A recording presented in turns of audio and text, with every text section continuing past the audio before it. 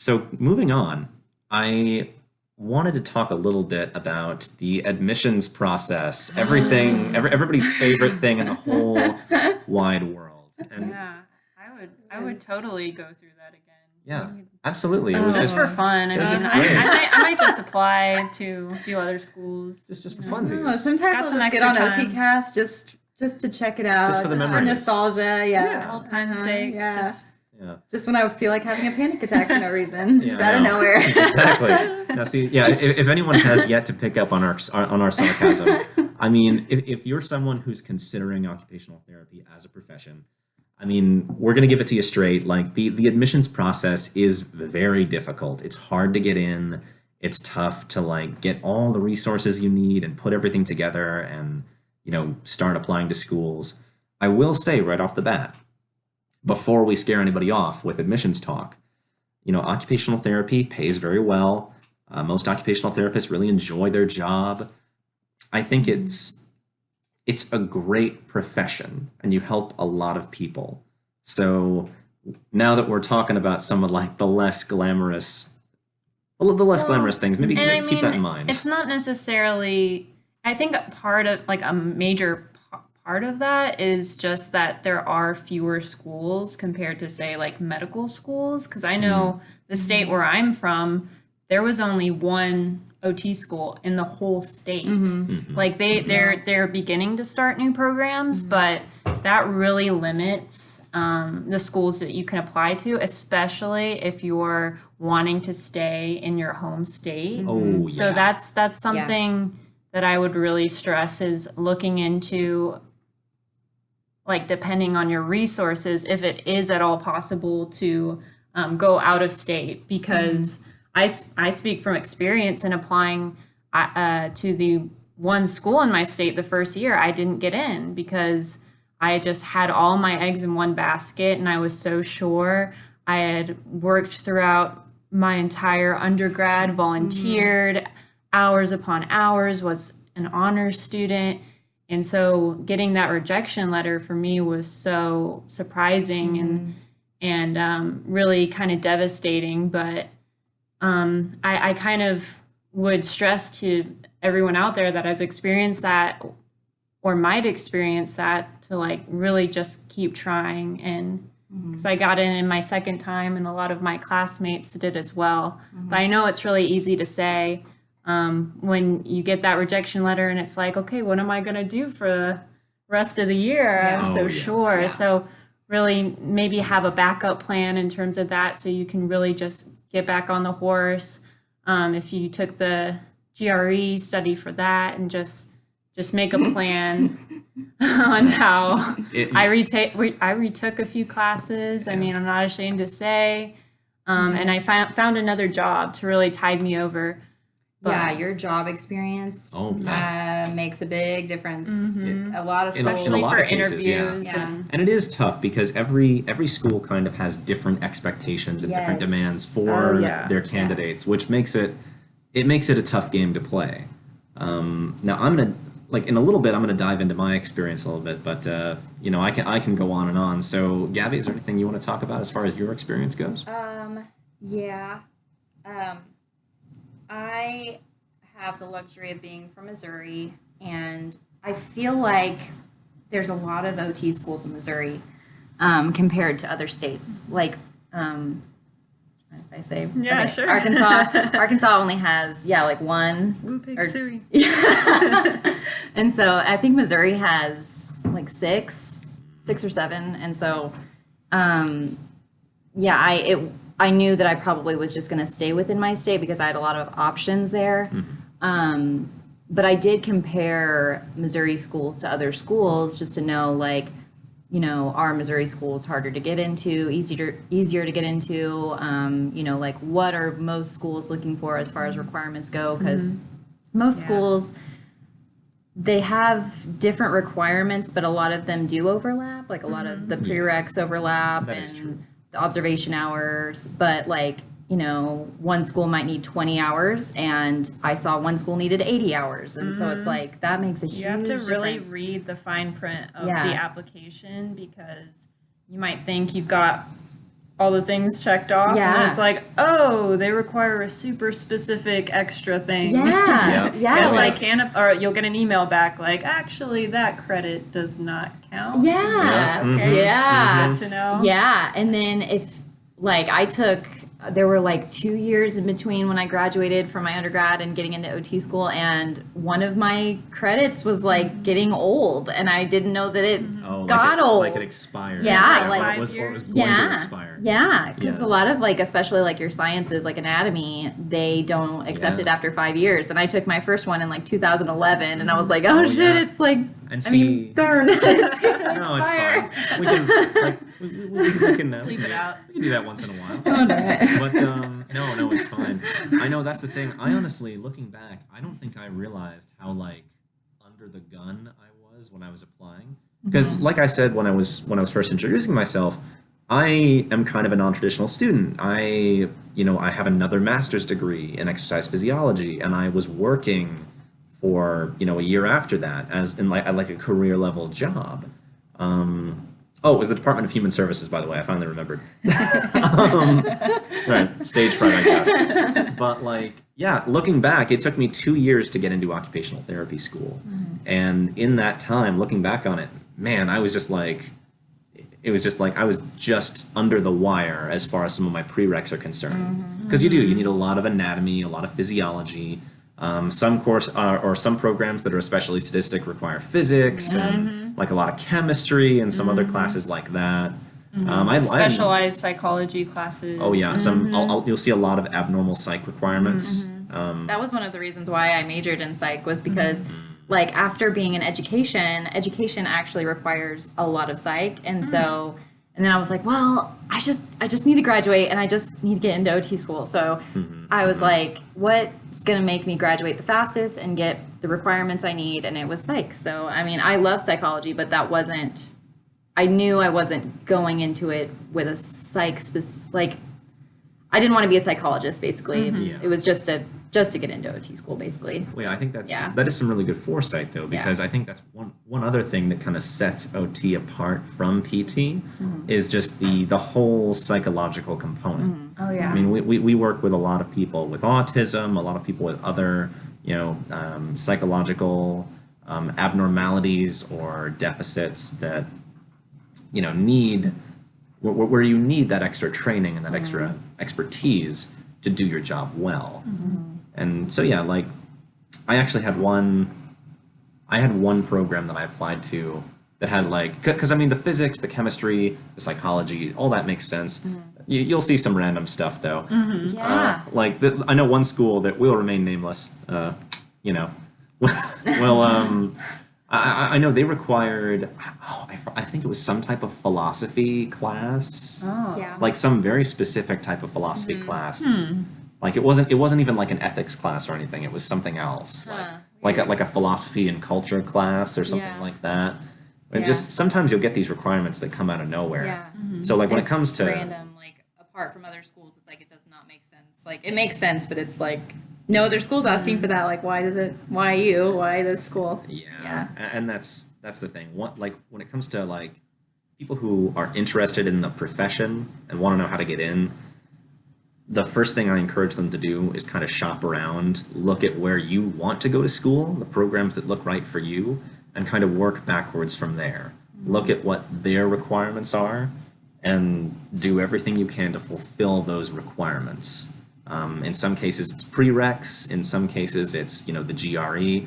You guys can't see, but every time the GRE comes up in our conversations, I do a little dance because when this is over, when I get done with OT school and I graduate and everything's ready to go, I will have 2 master's degrees, and I never had to take the GRE, and I brag about it all the time. Good for you. Yeah, and now, granted, that said, if you really have your heart set on one specific program, and they require the GRE, you might have to end up taking the GRE if that's the school you really want to go to. But yeah, I talk to some people all the time who say, well, I can't get into OT school. Like, it's too late. I don't have what I need to get in. And in those cases, I encourage them to shop around, look at different programs, and find find the one or several that are most attainable to them. Because some of the ones that are like, some of the ones that consider themselves more prestigious or are kind of at the tippy top of academia, they might be a little bit unattainable for some people. But if you shop around, you can still find a good program that you can actually get into and is a good fit for you. Now, I've only kind of grazed the details of my own experience, but I will say, just to put things in perspective, and the thing is, some people, they apply to one school, they get into one school, and that's the end of their admission story. That's what my sister did. Yep. Yep. My sister's an OT, and she got into the first school she applied to, and yeah. And I know other people who that's the same, so you might have it easy if you decide to go to OT school. I know for me, just to put things in perspective as to how tough it can be, it took me 2 years to get in. And keep in mind, I have a pretty distinguished background for someone my age. I've done a lot of cool stuff. I'm very educated, coming in with another advanced degree, so I've proven I can prosper in that environment. But in my case, it took me 2 years to get in. First year, I applied to 10 schools, and I got not 10 rejections, but I got some rejections and a lot of waitlisting. And this isn't always the case, but sometimes a waitlist is just a glorified rejection. Yeah. Like that's not always the case, but for me it definitely was, because I never got a call back. And then second year, same deal. I applied to 10 schools, and one said yes, and here I am. That's I am not. I'm from a completely different part of the country, and this is just where I happened to get in. And I was like, well, I guess I'm like selling a bunch of my furniture, packing up all my stuff, and moving.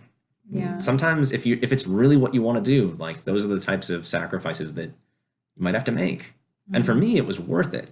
I would do it. I would absolutely do it again. But yeah, it can be tough. The admissions process is not for the faint of heart. I know we mentioned briefly OT-CAS. And for anybody who doesn't know, OT-CAS is sort of like the national system, the national online system that's used to apply to occupational therapy school.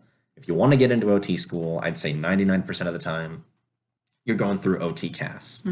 There are some random schools that don't use OT-CAS, but they're kind of hard to find. Like, I struggled finding schools that didn't use OT-CAS, so I think most of them are changing to use it. I think most schools do it because, again, it's hard to get noticed if you're not part of OT-CAS. And I mean, one good thing I will say about OT-CAS is it's very nice, even though it takes a long time to get all of your transcript classes into the system. Once it's in, you can use that same input for all of your That is exactly schools. That's something I was about to say the exact same thing. But it's very important that you start that process early because you yourself you can pay, I believe, to have them submit for you to give them your transcript, your official transcript, and then they input all of your classes for you, or you can input your classes yourself and try to submit it, and they will likely send it back and tell you there's a problem with this credit, this wasn't inputted correctly. And so I did that maybe 2 times. I think I tried to manually do it, and it kept getting rejected, so I just paid to do it. Me too. And that's the thing, like and if there's a deadline, coming up, like that you really have to set aside at least probably 3-4 months or probably multiple months to really make sure you've got. Then you have to get your verified. You have to, like, once you get all your stuff input, then it has to be verified, and that takes at least. I think my first year it took a long time. My first year, I think they said to expect like 5 weeks or so. It wasn't quite that long. I think it was like 3 weeks, but my second year, it was like 1 week. But it varies on, their demand and what time of year and how many. The same goes for asking for like recommendation letters. Yes. Give those people a lot of notice. Make sure they're people that'll actually give you a good recommendation. Because they have to send it to OTCAS. Yeah, it has to be submitted. Yeah. It has to be submitted through the OTCAS system. You can't just get a letter of recommendation and paste it in there. Yeah. It has to be like verified, and they have to go through that software and that system to make it official. Yeah. I know for me, one of the OTs that I was shadowing as part of my observation hours, very sweet lady, very supportive of me and my ambitions.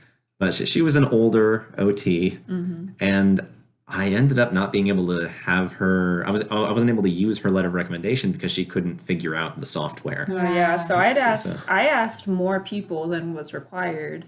You know, just to make sure Oh yeah. that I think the requirement is it's an 3, extra. but the maximum is like 5. yeah, I went different ahead and programs got- require Oh yeah. different amounts and like different people too. Like some programs require that you have all OTs do your reference, and sometimes it's just, you know, managers. Yeah.